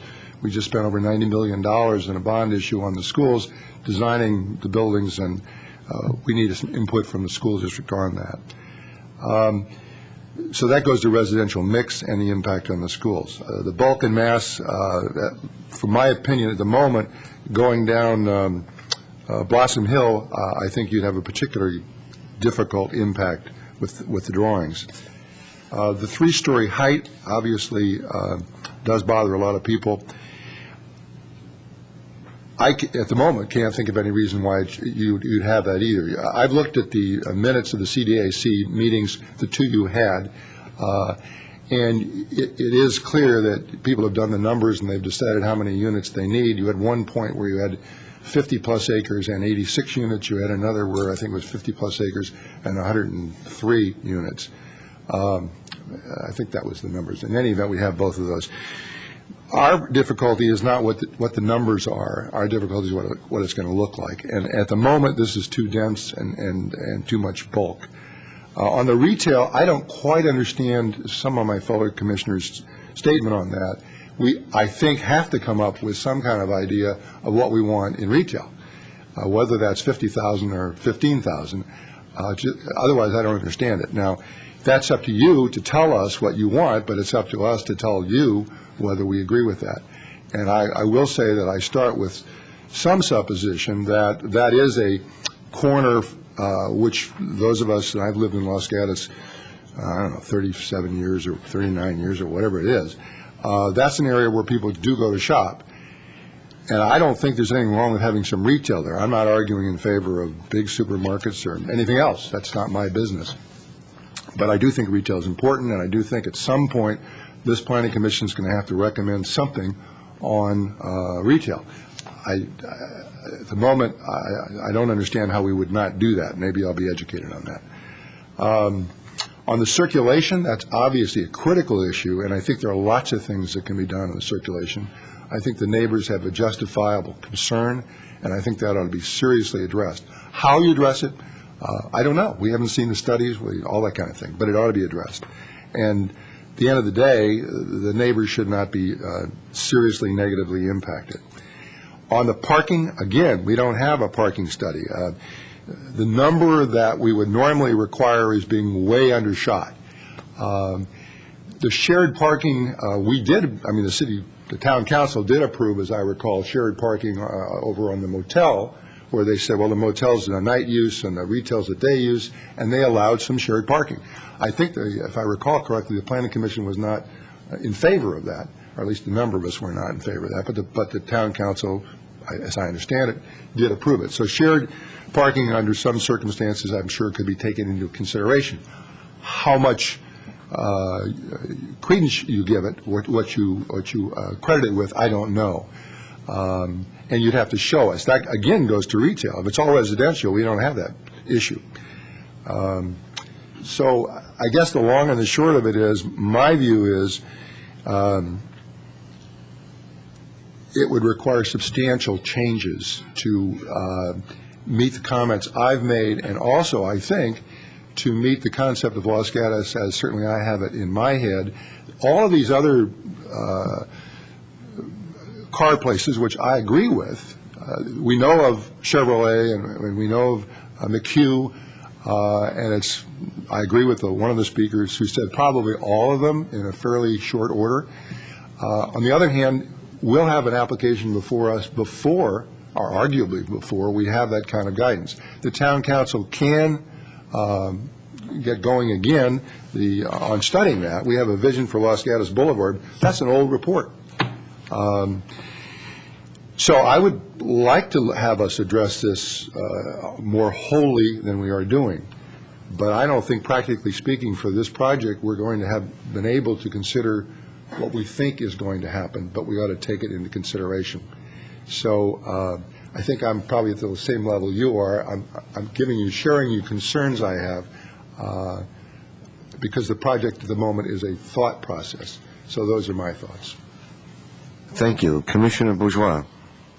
Thank you. I share a lot of the concerns that have already been voiced, so I'm going to try and limit my comments to new information that I can add. For example, I think you're probably going to hear pretty strong consensus among the planning commissioners. We're hearing it so far that a third-story element is not something we're looking for or would be inclined to approve. I think I'm the fourth person to say that, so that's a majority there. Density. First of all, I like the concept. I like the way you tried to transition into the neighborhood and retail, but I might differ a little bit from my fellow commissioners here, and I probably would support something with a little bit higher density than the 5 to 12. I think 16 to 20, where you're at now, depending on how you calculate it, is too high. But I think something at 12 or maybe a little bit higher is probably appropriate. We have some housing challenges. We're updating our housing element right now, and especially the target housing you're looking at, entry-level housing, some sort of economic mix, diversity of housing is something that's important to us, and trying to fill that need. So I would be supportive of that. That being said, parking is going to be a huge issue. Commissioner O'Donnell alluded to it, but our zoning code requires 322 parking spaces, and you're coming in at 231. I mean, that's a significant jump, and I'll look forward to hearing a justification for the amount of parking you're providing. But I know that neighborhood well. I know the street parking challenges on those streets. It's very difficult, and any pressure that's going to get pushed off onto those streets, I think, is going to be unacceptable, definitely to the neighbors and probably to this commission. So I think reducing the density and really trying to keep all of your parking confidently on your site would be something that we're looking for. As far as the retail, I strongly support kind of the way you're going with this neighborhood serving retail. I mean, anything that we can do, you've got high density residents right there, anything that we can get people out of their cars and have a walkable environment so that people can get their neighborhood services without getting in their car, I think is fantastic. I wouldn't mind, here's just an idea, I wouldn't mind seeing more retail there. You have two buildings.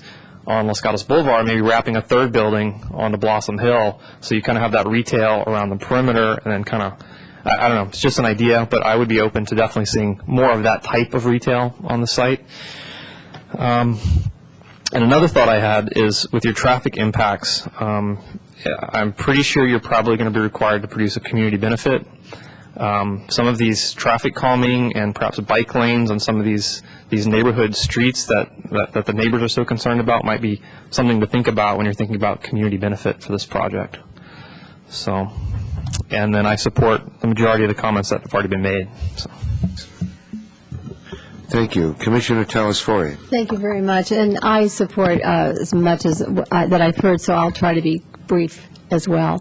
But I will say that the value is always judged, or people, that element of what's the value here. And in Los Gatos, it happens to be the uniqueness.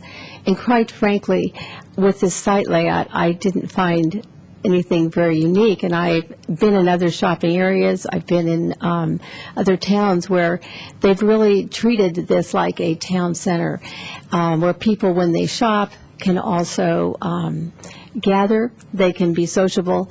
But I love the idea of the mixed use. Also putting mixed use above retail is not out of the question either. We already have that here in Los Gatos. I'm definitely against the 3-story. That's totally inappropriate, because the one thing that was mentioned in the 2 previous CDAC meetings was that the views of the hillscape be preserved, and I don't think that that would be done in this way.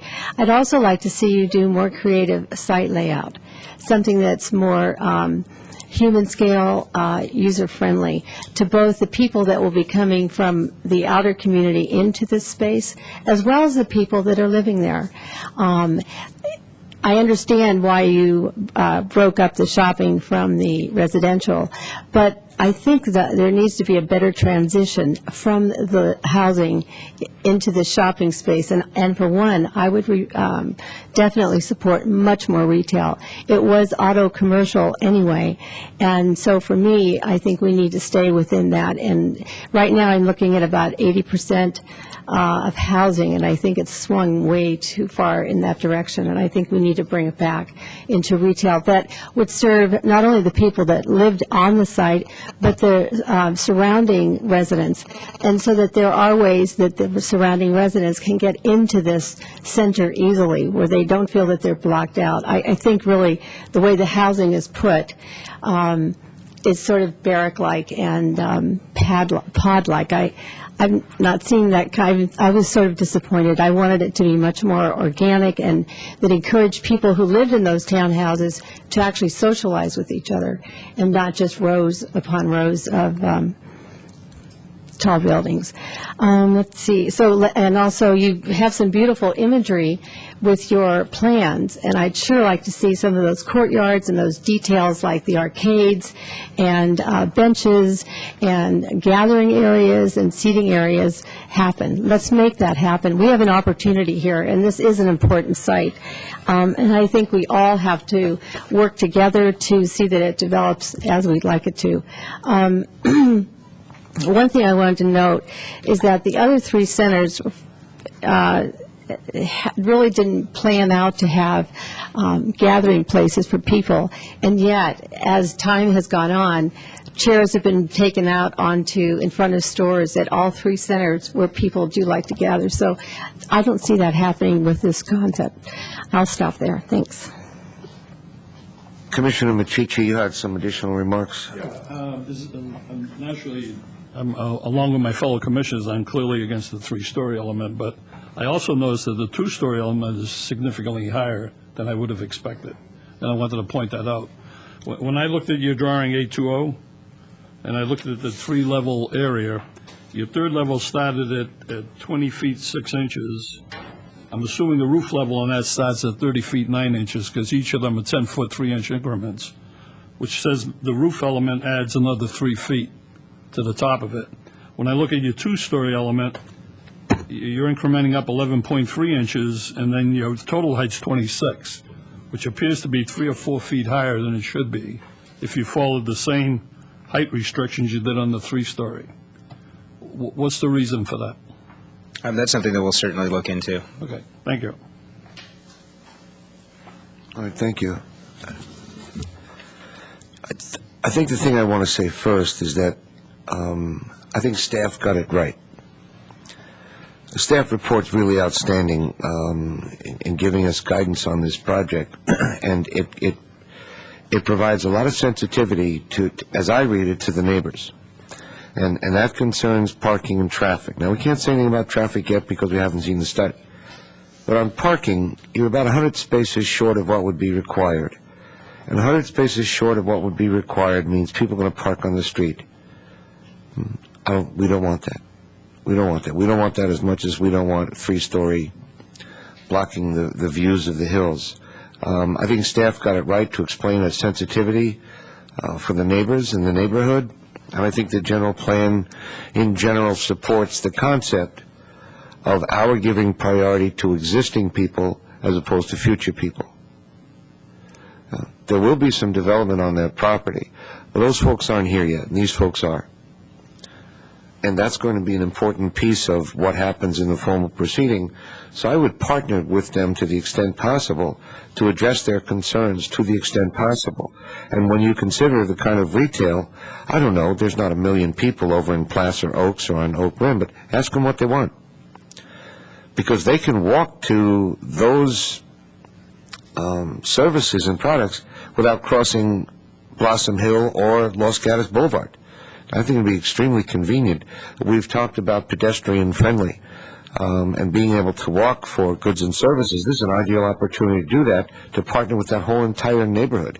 And what Commissioner Bourgeois said about neighborhood support, you know, that there's a community that is, to some degree, you know, self-sufficient, that goods and services can be provided for the residential units you want to put in. If, in fact, for example, those would be senior housing because of some of the concerns we have about schools. I understand, I learned today when I was listening to a presentation from the mayor and others that Los Gatos High School is maxed out.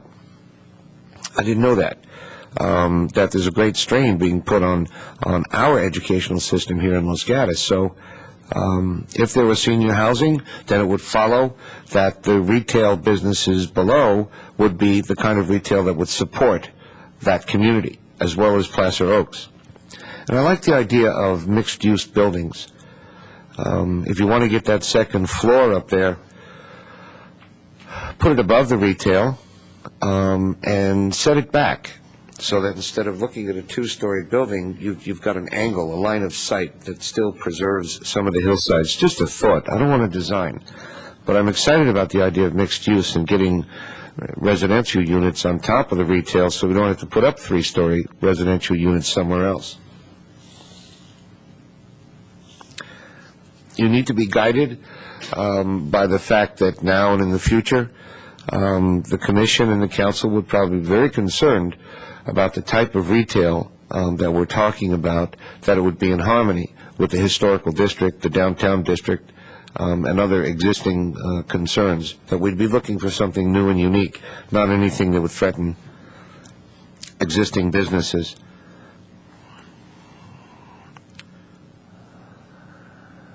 There's a project that was approved some years ago on the corner of University and Highway 9, also known as Los Gatos Saratoga. Now that's a mixed use. They've got underground parking, they've got first floor offices, professional, and second floor residential. And it's an interesting project. It's a lot smaller than yours, but it would serve as a good model, and they've been very successful with their occupancy.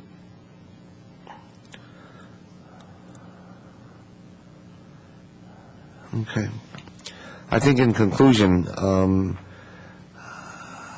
I'm very concerned about the existing neighborhood. I know something's going to go there, but the traffic and the parking and the intensity and the density, I don't want to change the quality of people's lives. I know you don't either. Something's got to go in there. There may need to be some compromise, but I think you'll learn that the Commission is most sensitive to preserving the quality of lives for the people who already live there. Anything further, Commissioners? Commissioner Machici? One thing I wanted to make note of is you might consider valet parking, like a lot of the big areas are doing now, to control the parking going off-street. What's our little San Jose place does it now, right? What's the big shopping center? Santana Row is doing valet parking. We do it here in Los Gatos during the Christmas season, and it gets us more parking on premise by doing that. Commissioner, valet what? Valet parking. Packing. Yeah, when I left Boston, I didn't have an accent. You have any comments or questions for us? Have we been helpful? Very helpful. I do have a couple of points I'd like to try to clarify. The first one, relative to the issue of density for the retail, I think that's something that's if we can try to get some guidance on the number of square feet that we're looking at, because we heard some great comments about possibly getting another building onto Blossom Hill, approximately the same size perhaps as the other buildings. We still want this to be community serving retail. Retail is one of the biggest drivers of the potentially the traffic and the parking for this site. So it's 50. We're not saying that 50,000 feet is the answer, but 50,000 feet could cause a tremendous strain on all of those categories. I think that we also heard that perhaps incorporating some housing on top of the retail and setting it back, at least the retail that was up towards the Los Gatos Boulevard and perhaps Blossom Hill, that may provide some of the ability to mix the product types, and then certainly something that would transition back not 3 stories, no taller than 2 stories, from perhaps the back of those retail shops to the adjoining properties. Is that pretty clear? I think that's generally clear. I'm again thinking of my conversation with Mr. Banks and the fact that I think staff has it right.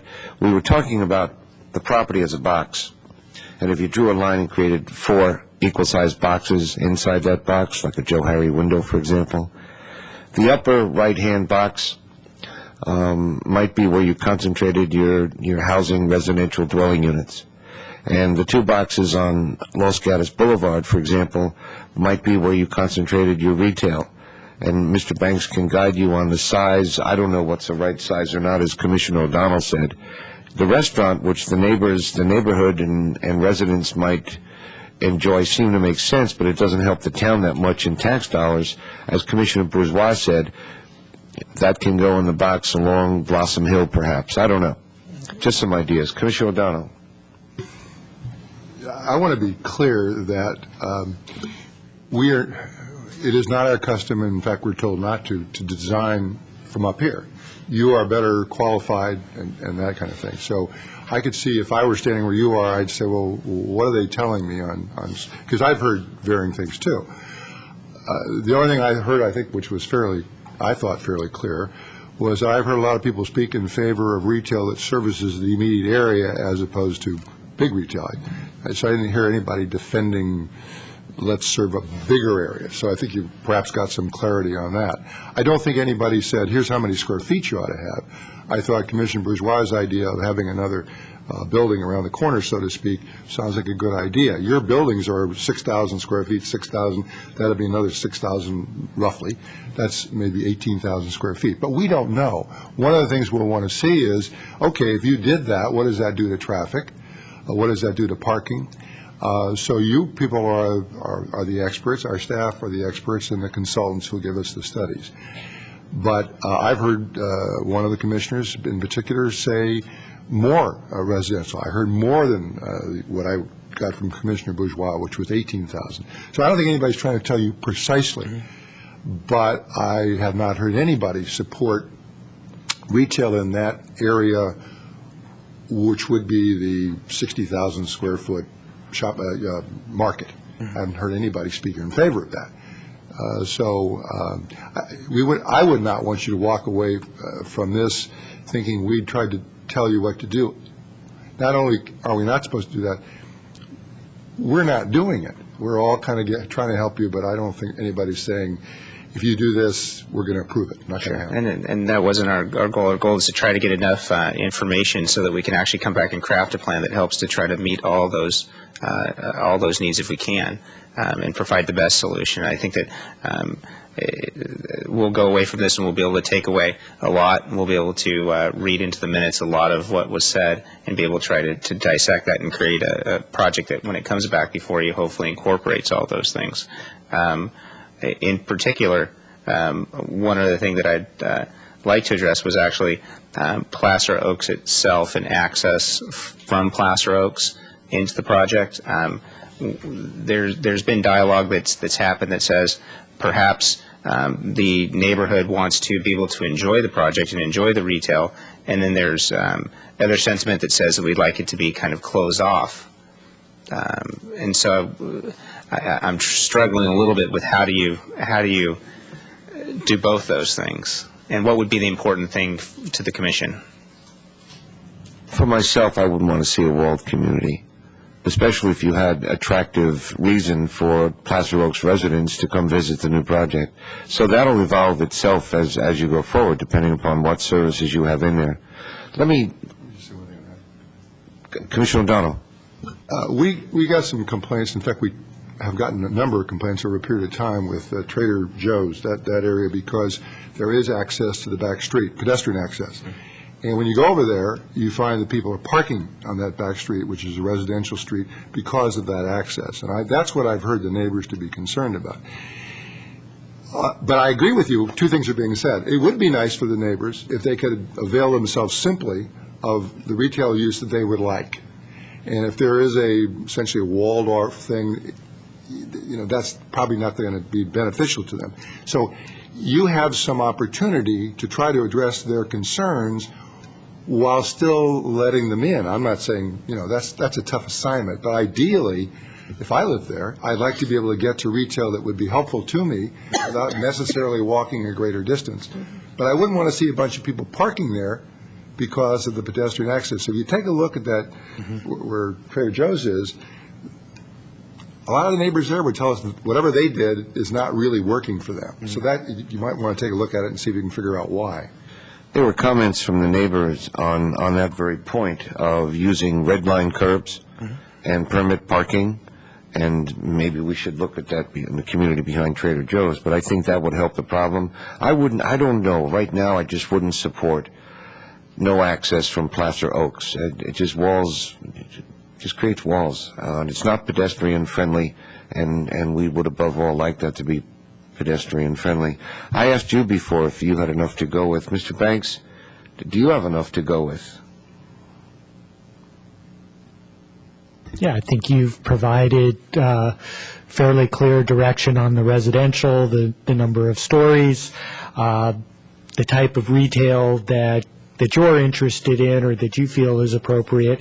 I would just note, and I think it was brought up, that the site is zoned CH, which is the more highway intensive commercial. There are other zones in the town that are more neighborhood commercial oriented. So you would be, your direction is kind of moving away from what the town's plan for that site has been. Now, it does say, it does allow for a mixture of uses, but again, if you read the intent of the CH zone, it does talk about more highway-oriented, so larger scale uses where, say, a C1 zone is more neighborhood-oriented. So I wanted to bring that to your attention as well. Thank you. Comments. Commissioner Telesfori. Thank you. Mr. Banks, I would imagine that you would have, since this is just at the conceptual stage is what that's what we have. We have no reports to base a lot of what we've said on. But I would imagine that you would have examples of other cities or areas or town centers, however you'd like to look at this, have been designed and how they solve some of those problems. Is there a way that you could either offer that to us at some point or the applicant? Yeah, I think when we come back, and you're correct in pointing out, this is at a very preliminary stage, and actually why those studies haven't been done is because the applicant is seeking direction, and rather than go prepare all those studies and then have to redo them. There's an expense and a time. Sure. They wanted, and staff agreed, that getting this input from the commission is important before, so they can finalize those, have those studies based on the proposal that they want to see move forward. But certainly, yeah, we can look and work with the applicant in providing you examples from other communities, how they've addressed the concerns that you've raised. Terrific. Thank you. Thank you. One final comment, and staff would probably advise you on this, that council has adopted Build It Green standards, and we would expect to see a good degree of sustainability in the project. Thank you. Good, thank you. Anything further? Thank you very much. Thank you. I'm going to end our study session, reopen the Planning Commission meeting, and seeing no further business, I'm going to adjourn it.